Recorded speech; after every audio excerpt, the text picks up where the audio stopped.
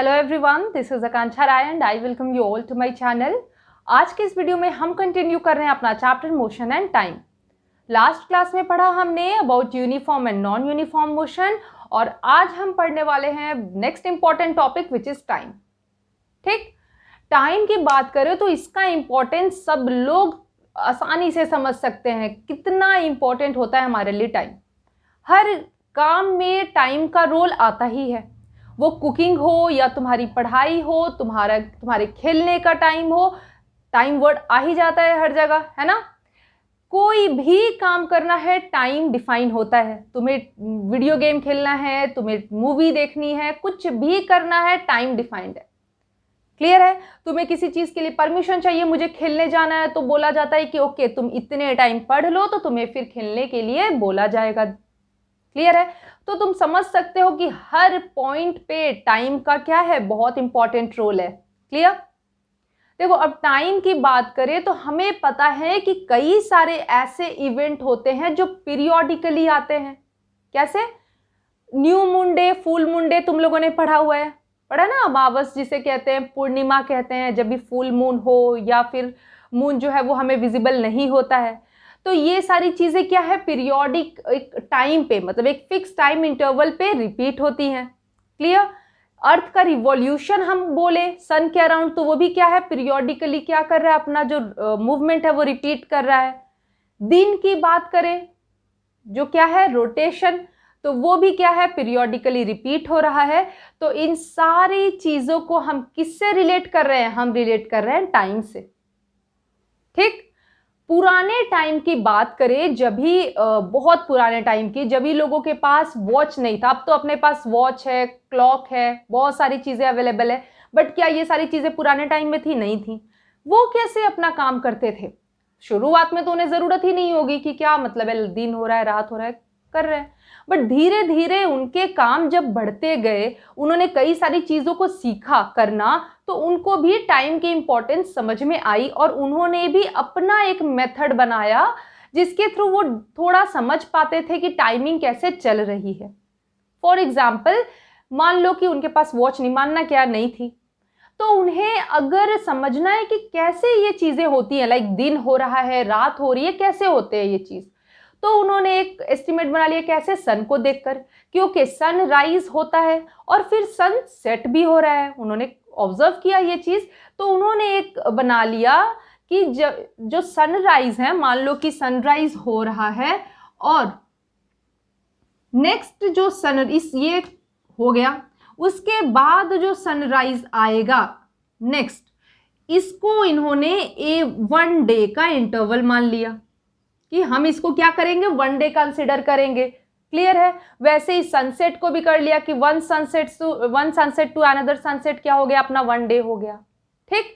तो ये कई सारे मेथड, या फिर वो सन का पोजीशन भी देखते थे कि सन का पोजीशन क्या है, उसके हिसाब से भी वो दिन की टाइमिंग गेस कर लेते थे। कितना इंटरेस्टिंग है ना। अभी तो हमें जरूरत ही नहीं इतनी चीजों को करने की, टाइम है, सारा काम चल जाता है। तो ये सारी चीजें की जाती थी एंशिएंट टाइम में। ठीक। मेजरमेंट ऑफ टाइम की बात करें तो अगेन हम पहले की बात करें तो डिफरेंट इंस्ट्रूमेंट यूज करते थे, क्योंकि देखो ये तो बड़े इंटरवल का टाइम उन्होंने गेस कर लिया, बट अगर उनको थोड़ा स्पेसिफिक जाना है, थोड़े छोटे इंटरवल पे जाना है, तो यहां से चीजों को गेस करना थोड़ा मुश्किल है। क्लियर है। अब सन तो आके बता के नहीं जाएगा ना, अभी मैं इतने टाइम पे इतना बज रहा हूं, नहीं। तो वहां पर फर्दर चीजों को पढ़ने के लिए कुछ इंस्ट्रूमेंट डिस्कवर किए गए। कैसे? देखो, 3 इंस्ट्रूमेंट तुम लोगों के बुक में मेंशन है जो हमें पढ़ने हैं। First is sundial. ज्यादा तुम लोगों को पढ़ना नहीं है, इसके लिए तुम लोगों को नाम भर याद रखना है, बट टर्म्स है तो थोड़ा समझ लो कि होता क्या है। सन डायल क्या है? इसमें जो सन का पोजीशन है और जो शैडो फॉर्म होता है ना, शैडो फॉर्म, तो सन के पोजीशन और शैडो फॉर्मेशन के बेसिस पे हम टाइमिंग समझ पाते थे दिन की। ठीक है। जैसे किधर शैडो बन रहा है, तो उसके बेसिस पे समझ पाते थे कि ओके क्या टाइम हो रहा होगा। ठीक है। चलो बात करें आवर ग्लास की, तो तुम लोग देखे हो ना, मूवीज वगैरह में देखते हो ऐसा करके तुम लोगों को इंस्ट्रूमेंट दिखता है ना, बहुत सारी मूवी में देखा होगा, कोई नई चीज नहीं है। इसमें सैंड फिल रहता है, सैंड पूरा क्या है, फिल्ड है, और ये सैंड स्टार्ट होता है इसमें गिरना। बोल दिया जाता है अब तुम्हारे पास कितना टाइम है, इतना ही टाइम है जितनी देर में ये सैंड गिर के इसमें आ जाए। ये टाइम एक होता है 1 आवर का, ठीक है, एस्टिमेट 1 आवर का ये टाइमिंग है। मतलब कि जितना टाइम इस सैंड को इस वाले फ्लास्क में आने में लगता है वो टाइम कितना होता है, 1 आवर। तो इसके बेसिस पे एक टाइम कैलकुलेट कर लेते थे, ठीक। नेक्स्ट क्या है हमारा, वाटर क्लॉक। तो वाटर क्लॉक भी जो है, जैसे यहाँ पर you can see sand use हो रहा है, तो जब वाटर यूज होता है मेजरमेंट के लिए, और एंशिएंट टाइम में ही होता था, तो उसको हम लोग कहते हैं वाटर क्लॉक। यहाँ पर एक इंपॉर्टेंट चीज क्या है ना, यहाँ पर ना लेबलिंग होती है, लेबलिंग रहती थी, ठीक है। मान लो कि ये क्या हो गया, ये हो गया 1 आवर के लिए, ये हो गया 2 आवर के लिए, ठीक, ये 3 आवर के लिए, जो भी एक टाइम। तो ये कोई भी सोर्स है जिसमें वाटर जो है वो जा रहा है। अब मान लो कि वाटर जो है इस लेवल से नीचे आ गया है, मान लो कि यहाँ पर जाते जाते 8 आवर, अगर मान लो, तो यहाँ से अगर वाटर यहाँ तक आ गया है, ये यहाँ तक वाटर भरा है, मतलब भरा पूरा था लेकिन खाली होते होते यहाँ तक आ गया है, तो हम समझ सकते हैं कि 1 घंटा बीत गया, ठीक। अब मान लो ये वाटर खाली होते होते यहाँ तक आ गया, तो हम क्या समझेंगे कि 2 आवर्स बीत गए। क्लियर है। तो इस तरीके से टाइम को क्या किया जाता था, मेजर किया जाता था, और बहुत इंटरेस्टिंग भी है ना, अभी होता कितना अच्छा लगता। लेकिन अभी हमारे पास क्या, अभी हमारे पास वॉच है जिससे हम आराम से टाइम देख पाते हैं, कोई प्रॉब्लम हमें होती नहीं है। क्लियर। चलो अब एक बहुत इंपॉर्टेंट हम लोग पढ़ते हैं टॉपिक, जिसको हम लोग क्या कहेंगे, सिंपल पेंडुलम। स्टार्ट करें, ठीक। चलो, पेंडुलम देखा है तुम लोगों ने, मूवीज में देखे होगे, अब तो नहीं देखते हो, घर पे पेंडुलम वैसे यूज होता नहीं है, बट तुम लोगों को पता है कि बड़ा सा एक वॉच है, मान लो कि ये लो बड़ा सा वॉच है, ठीक। यहाँ पर जो टाइमिंग है 1 2 3 वो सब कुछ है, इतना बना रही हूँ। यहाँ पर तुम देखते होगे कि एक ऐसे रहता है स्ट्रक्चर, जब एक फिक्स टाइम इंटरवल पास होता है तो ये मूव करना शो करता है, बड़ा अच्छा साउंड भी टिक टिक आता है। क्लियर है। इसी को हम क्या कहते हैं, सिंपल पेंडुलम। क्लियर है। हमें समझना है, देखो ये चीजें तो तुमको पता है, ये तो नॉर्मल हम भी अभी भी यूज कर रहे हैं क्लॉक। क्लियर। इसको समझते हैं, इस पार्ट को। तो ये देखो, ये हो गया एक, ये क्या है, बॉल लाइक स्ट्रक्चर है, ठीक। इस बॉल लाइक स्ट्रक्चर को कहा जाता है बॉब। बॉब कितना एडवांस नाम है ना। ये कनेक्टेड होता है एक थ्रेड लाइक स्ट्रक्चर से, ये बॉब, ठीक। अब तुम लोग देखते हो कि जब भी ये मूवमेंट करता है तो ये ऐसे इसका प्लेस चेंज होता है इस फॉर्म में, मतलब ये यहां से यहां आया, फिर गया, फिर आया, तो ये इसका मूवमेंट फिक्स होता है। इसी मूवमेंट को हमको पढ़ना है, थोड़ा सा ध्यान दो। देखो ये जब मूव करता है तो मान लो कि टाइम हुआ तो इसने मूव करना शुरू किया, ये देखो इसका मूवमेंट आ गया, यहाँ बॉल पहुंच गया यहाँ। क्लियर। अब ये बॉल यहाँ से वापस जाएगा यहाँ, और ये आएगा यहाँ से, नाम हटा दे, तुम लोग को पता चल गया, दूर कर देते हैं नाम को, नीचे लिख देते हैं बॉब, ठीक। तो ये बॉब यहाँ से मूव करके यहाँ गया, अब यहाँ से मूव करके वापस यहाँ आके ये इधर जाएगा, मतलब मूवमेंट कैसे हुआ, इस फॉर्म में, यहाँ से गया यहाँ, और वापस यहाँ से यहाँ पहुँच के गया यहाँ, ठीक। तो ये भी हो गया, ये थ्रेड जाएगा ही ना, अकेले बॉब तो चला नहीं जाएगा, बॉब जो थ्रेड के साथ कनेक्टेड है, मान लो ये ऐसे कनेक्टेड था, इसने मूवमेंट शो किया इस तरह, वापस से ये मूवमेंट गया, ये वापस अपने पोजीशन पे और गया इधर, और फिर वो अपना मूवमेंट शो करेगा इधर। ये तो इतना समझ में आया। अब कितना ये मूवमेंट शो करता है ये समझते हैं। देखो इस पोजीशन को, जब ये बड़े मजे से रेस्ट पोजीशन में है, कुछ नहीं हो रहा, मजे से, इस पोजीशन को, ये वाले पोजीशन को, let me use some other markers, इस पोजीशन को हम लोग कहते हैं, and this is not running, इस पोजीशन को हम लोग कहते हैं इक्विलिब्रियम पोजीशन या रेस्ट पोजीशन। इक्विलिब्रियम मतलब कि बैलेंस्ड है, इधर उधर नहीं है, मस्त मजे से अपने पोजीशन पे। इक्विलिब्रियम पोजीशन किसको? जब ये स्ट्रेट इस पोजीशन में है। क्लियर? जब टाइम पीरियड होता है एक और जब ये मूवमेंट शो करता है तो जिस पॉइंट पे ये यहाँ आया, मान लो यहाँ गया या यहाँ आया, ऐसा ठीक फिक्स होता है ना, वो मान लो उधर ही मूवमेंट उसने शो किया या इधर ही किया, तो इसको हम कहते हैं एक्सट्रीम। क्या कहते हैं? एक्सट्रीम। देखो EXTREME, एक्सट्रीम पोजीशन। क्लियर है? अब हम पेंडुलम का टाइम पीरियड कैसे निकालेंगे ये हमारे लिए समझना इंपॉर्टेंट है। ठीक, देखते जाओ। यहां पर मान लो कि ये हो गया इक्विलिब्रियम पोजीशन, इसने मूवमेंट शो किया इधर, देन वापस आया यहां पर, यहां से फिर जाएगा ये यहां, ठीक, और जब इस पॉइंट पे वापस आएगा तो हम कहेंगे एक पूरा जो ऑसिलेशन है वो कंप्लीट हुआ, और इस ऑसिलेशन को हम कहते हैं टाइम पीरियड। देखो टाइम पीरियड समझ में आया? फिर से ये बना रही हूं, देखो ये हमारा हो गया इक्विलिब्रियम पोजीशन जिस पे वो मजे से सेट है, ठीक, ये इस पोजीशन पे आया। क्लियर? वापस से ये क्या करेगा? इस पोजीशन पे जाएगा। देखो एक मिनट, ये वापस से गया इस पोजीशन पे। मान लो ये इक्विलिब्रियम, मान लो क्या ये इक्विलिब्रियम पोजीशन मैंने बताया, ये एक्सट्रीम है, एक्सट्रीम को हम नाम दे देते हैं ए। ठीक, यहां इक्विलिब्रियम पोजीशन से ये गया ए पे, ए से वापस आया इक्विलिब्रियम पोजीशन पे, और यहां से फिर कहां जाएगा वो? यहां से वो गया टू पोजीशन बी, और वापस से बी पोजीशन से जब ई पोजीशन पे आएगा तो इस पूरे जर्नी को हम कहेंगे वन ऑसिलेशन। देखो वन ऑसिलेशन।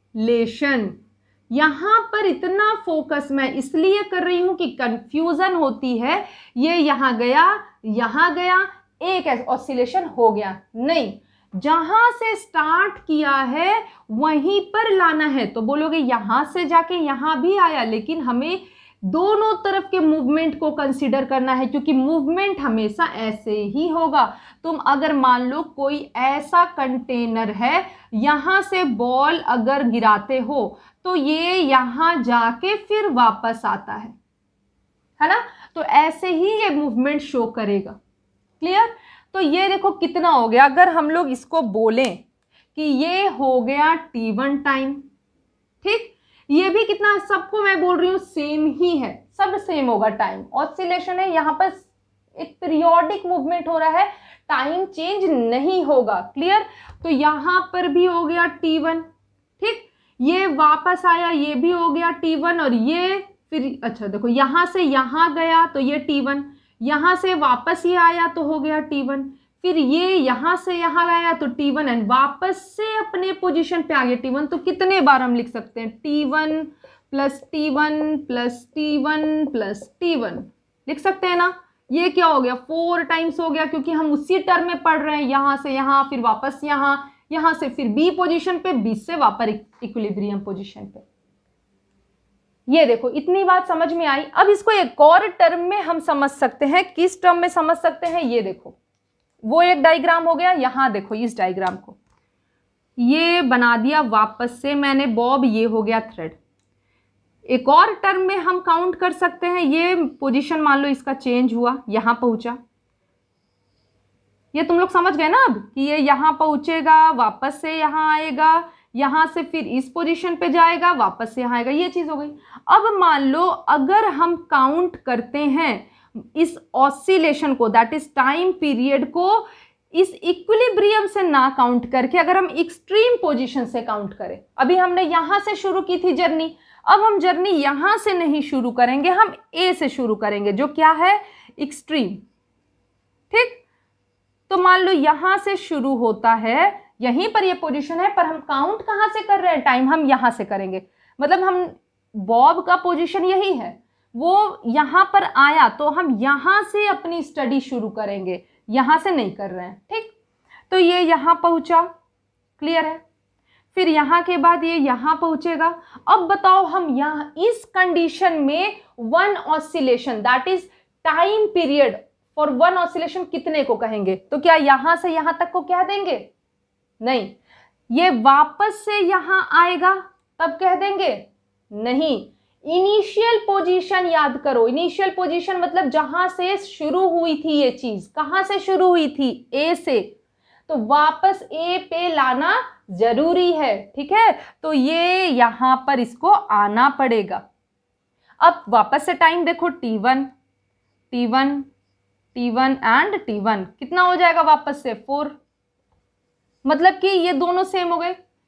हमारा फोकस क्या है कि जिस पोजीशन से स्टार्ट किए हैं उसी पोजीशन पे पहुंचना है बॉब को, है ना। यहां से स्टार्ट किए तो यहां पहुंचाए, ए से स्टार्ट किए, मान लो ये बी हो गया, ये ओ हो गया, तो ए से स्टार्ट किए, ए से ओ गया, ओ से बी गया, पर अभी यहां पर बॉब का क्या काम है? नहीं, मैं बी पे नहीं रह सकता, मुझे ए पे जाना ही है क्योंकि वही मेरा इनिशियल पॉइंट है। क्लियर है ये चीज? अब एक न्यूमेरिकल तुम लोगों के बुक में दिया हुआ है, उसको हम लोग देखते हैं कैसे सॉल्व करेंगे। ये रहा अपना क्वेश्चन। देखो ये तुम लोगों का टिक द करेक्ट ऑप्शन में है, दैट इज सी सेक्शन जो तुम लोगों के होते हैं बुक में एक्सरसाइज में, उसका क्वेश्चन है question number 5, that is in the given diagram. ये डायग्राम रहा of a simple pendulum the time taken by the bob to move from x to z। अब देखो ये सारी चीजें बुक में दी हुई हैं, ठीक, मैंने खुद से कुछ नहीं बनाया। इस T1 तो देखो x to z में हम यहां पर लिख दे कि ये जो टाइम लगा ये लगा T1। परेशानी है कोई इसमें? बोलो है तो? नहीं ना, लिखा हुआ है क्वेश्चन में कि x to z जाने में T1 टाइम लग रहा है, लिख दिया हमने x to z T1 and from Z to O is T2। भाई Z to O कहाँ है? यहाँ है, दिख रहा है हमें, लो Z to O कर दिया हमने T2। जो क्वेश्चन बोल रहा है वही करेंगे, है ना। The time period of this simple pendulum is, अब पूछ रहा है इसका टाइम पीरियड बताओ। मुश्किल हो गया? अभी तो बड़ा आसानी से मैम आपने बता दिया, T1 T1 T1 T1 4 times. यहां पर तो आपने तो बताया, वहां पर 2 थे बेचारे, यहां पर आ गए 4 नहीं हो गए। देखो ये पोजीशन हो गई अपनी एक्सट्रीम x और y, ये बीच के स्टेज को बनाया हुआ है डायग्राम, हम और 5 बना दे अपनी मर्जी, है ना। तो ये हो गया। तो इसको टाइम पीरियड को ना 2 पार्ट में बांट दिया इन्होंने। जैसे मैंने बोला था ये पूरा टाइम पीरियड T1 बोला था मैंने, यहां पर क्या चालाकी की क्वेश्चन है, T1 इस बॉब के पोजीशन को 2 पार्ट में डिवाइड कर दिया। हम एक और घुसाएंगे, किसको? Z भी घुसाएंगे, घुसा लो भाई। चलो तो x to z और z to o में 2 टाइम दे दिया, T1 T2। सबसे पहली बात तो ये है कि भाई यहाँ का जो टाइम है इसको कर देना अपने को plus, that is x to o पूरा टाइम हमें जानना है। तो हम कैसे निकालेंगे जल्दी? अगर यहाँ 2 मिनट यहाँ 4 मिनट, तो दोनों को कर देंगे ऐड। तो यहाँ पर भी डिजिट नहीं दिया है तो डिजिट नहीं ला सकते, हमें T1 और T2 के टर्म में चलना है। तो देखो क्या हो जाएगा, x to o हमारा टाइम हो गया T1 प्लस T2। बोलो कहीं दिक्कत नहीं होनी चाहिए। अब हम बात करते हैं O2y, क्योंकि बीच में कुछ नहीं दिया है, क्यों परेशान हुए, बनाया हुआ है सुंदर लगने के लिए। O2y, अब मैंने बताया कि जितना टाइम यहां लगेगा, मतलब इस पोजीशन से इस पोजीशन में जाने में या इस पोजीशन से इस पोजीशन में आने में, उतना ही टाइम यहां भी लगेगा। कितना? जल्दी जल्दी O2y, तेज बच्चे हो तुम लोग, जल्दी बताओगे। टाइम क्या हो गया? T1 प्लस T2 हो गया। क्लियर है? समझदार लोग T1 प्लस T2 को T3 लिखा तो, और इसको 2 T1 भी नहीं कर सकते क्योंकि देखो 1 और 2 अलग अलग है, ऐसे ही लिखना हमें। चलो अब याद करो टाइम पीरियड ऑफ, जो मैंने ऑसिलेशन के टर्म में बताया था कि अपनी स्टोरी यहां से अगर शुरू होती है, क्योंकि क्वेश्चन में सबसे पहले x लिखा है, x to z, z to o, तो x से शुरू होके y पे खत्म किया हमने, x से y पे। लेकिन रूल क्या कहता है कि हमेशा इनिशियल पोजीशन पे पहुंचना जरूरी है। तो कहाँ आना है हमें, वापस से y से x पे जाना है। अब y से o का कितना हुआ डिस्टेंस, जल्दी बताओ। टाइम कितना हुआ y से o का, बताओ जल्दी। जितना ये हुआ उतना ही होगा ना, क्या इधर परेशान होना है। t1 प्लस t2, बोलोगे मैम बताया तो वही था हमने। अब O पे आ गए हम। अब O से X कितना टाइम लगेगा, जितना X से O में लग रहा है उतना ही ना। तो O से X में वापस बनाओ जल्दी, T1 प्लस T2। अब ये चारों हो गए ना सेम, तो हम इस फॉर्म में इसको लिख सकते हैं 4T1 प्लस T2। लिख सकते हैं कि नहीं, बताओ। मैथ्स के तुम लोग बहुत तेज बच्चे हो, तो ये 4T1 T2 हो सकता है ब्रैकेट के विदिन, हो सकता है। आगे आंसर, चलो देखें। T1 प्लस T2 कैसे हो जाएगा भाई, मतलब बाकी लोग को छोड़ दें, सिर्फ तुमको ले ले, गलत। चलो 2T1 प्लस T2 हमने पढ़ा ही नहीं है, हमने पढ़ा है जहां से शुरू वहीं पर खत्म, तो ये भी खत्म। यहां पर कहाँ, चलो इसको कम। हमारा आंसर क्या हो गया, ये हो गया। मतलब एक आपने दिया था, हमने इसको 1 2 3 4 में घुमा दिया, आंसर आ गया अपना। आसान है ना, इससे ज्यादा टफ तुम लोगों को क्वेश्चन नहीं आएंगे। ये क्वेश्चन समझ में आ गया, सब समझ में आ गया, ठीक है। तो यहां पर ये टॉपिक, कौन सा टॉपिक, सिंपल पेंडुलम का एंड करते हैं। और नेक्स्ट क्लास में हम लोग पढ़ेंगे अबाउट द टॉपिक जो है ग्राफ, ठीक है। बहुत आसान है वो, तो कुछ नहीं, इतना भी नहीं है बिल्कुल भी, ठीक है। क्वेश्चन आंसर तुम लोगों को मिल जाएंगे, इस वीडियो के बाद ही अवेलेबल कर दूंगी मैं, तो परेशान नहीं होना है बिल्कुल भी। टिल देन तुम लोग पढ़ते रहो, रिवाइज करते रहो चीजों को। Stay safe and take care everyone, bye bye.